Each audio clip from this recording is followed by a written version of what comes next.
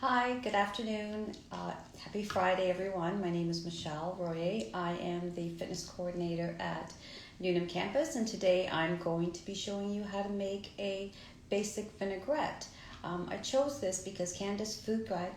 Hi, I see some people just came on, so I'm just going to sort of start again. Hi, my name is Michelle Royer. I'm the fitness coordinator at Newnham campus, and today I'm going to show you how to make a basic vinaigrette. And the reason why I chose this is because Canada's Food Guide recommends that we make most of our meals and snacks at home, and that actually includes sauces and salad dressings. So a vinaigrette is a oil and vinegar or acid-based dressing, and it's usually 3 parts oil to 1 part acid. The acid that I decided to use today will actually come from citrus juice, and clementines are in season, so I'm going to use a clementine, and I'm just going to squeeze out enough for 1 tablespoon because I'm going to make a very small batch. Now, if you didn't want to use clementine juice and you wanted a more tart dressing, then you could absolutely use lemon, lime, or even a combination of the two, and orange as well could be used.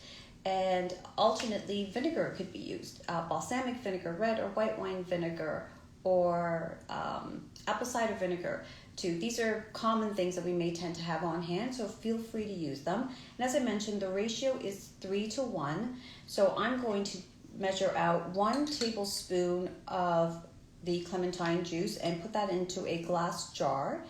And if I wanted to have maybe less oil in my dressing or to have a more tangy dressing, I could actually reduce the amount of oil that I'm going to add. So before I add the oil, however, I'm just going to put in a dash of salt. So just some sea salt. If you want to, right here is where you could add some pepper, some minced garlic, shallot. That would be a good time to do that. And you would add the salt in here at this time so that you give it time to dissolve. And then I'm going to measure out 3 tablespoons of extra virgin olive oil. If you wanted to use another type of oil, something that's heart healthy as well would be canola oil or safflower or sunflower oil. I happen to like the flavor of olive oil, and I find that it has a lot of flavor, so I don't need to add a whole bunch of other things if I have an oil that I really, really love. So I'm adding I've added the 3 tablespoons of olive oil. And the great thing about making it in a glass jar is I could skip the step of measuring if I wanted to, and I could literally eyeball, because you can see the 1 tablespoon of, sorry, I don't know if you can see this. You can see that there's 1 tablespoon of the citrus juice and then 3 parts of the olive oil. So I could eyeball it, and also keeping it in a jar allows you to be able to shake it so that you can emulsify that dressing before you use it, and you can store it in the fridge. And speaking of storing it in the fridge, keeping it in the fridge for around 3 to 4 days is generally the length of time that we like to say to keep a dressing that's freshly made, especially those made with fresh ingredients like the citrus juice. You want to keep it in the fridge and use it within 3 to 4 days. If you do add-ins such as garlic or shallots, especially garlic, it can develop some harmful bacteria if left in oil for a long period of time. So 3 to 4 days is about the maximum length of time. So I was mentioning the ratios. If you wanted to reduce the amount of oil in your dressing so that you had less calories overall, or you just wanted more tang and more punch to your dressing, you could go to a 2 to 1 or a 1 to 1 ratio. So 2 parts oil to 1 part vinegar or acid, or 1 part oil to 1 part vinegar or acid for a super, super tangy dressing. And the great thing about making these types of things at home is you get to avoid excess sodium and added sugars or saturated fats, and some store-bought varieties will have other things added to it. There are sometimes additives and preservatives and flavors that are natural or even artificial. So, or there's some saturated fats in them. So that's why Canada's Food Guide, really suggests preparing what we can at home. And this is so easy to make with ingredients that you probably already have on hand. If, for example, you have excess dressing and you want to use it for other things, you could use it to marinate meat, just chicken or pork or turkey.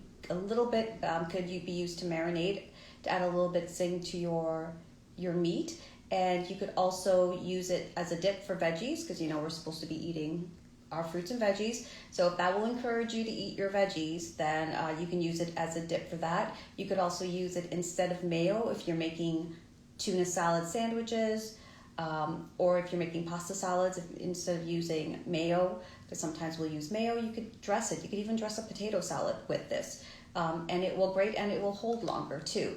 So keep in mind, anything you can prepare at home, especially if you have ingredients, do it so that you can be a little bit healthier and avoid excess sodium, sugar, and saturated fats.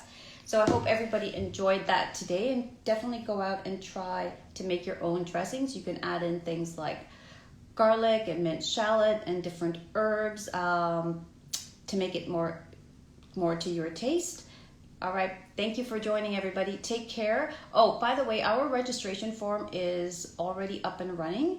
So if you go to our bio, you will be able to find links to our registration form and to the links to the fitness classes. So please take a look and register for any of our future coming programming. We are going to have some more nutrition-based things as well that you can register for. So take a look and in our bio, and stay tuned for promotional posts that will be coming out on Instagram. So everybody have a very happy Friday and enjoy your weekend. Thanks. Bye.